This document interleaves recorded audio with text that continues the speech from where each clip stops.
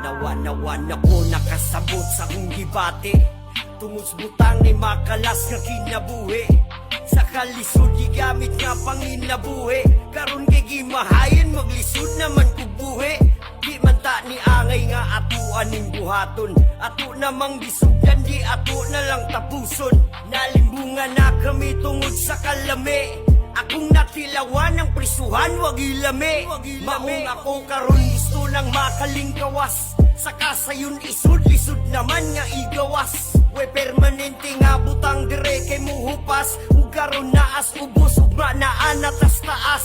Ayaw padala sa gidala nimong problema, dili siya buang solusyon sa tong problema.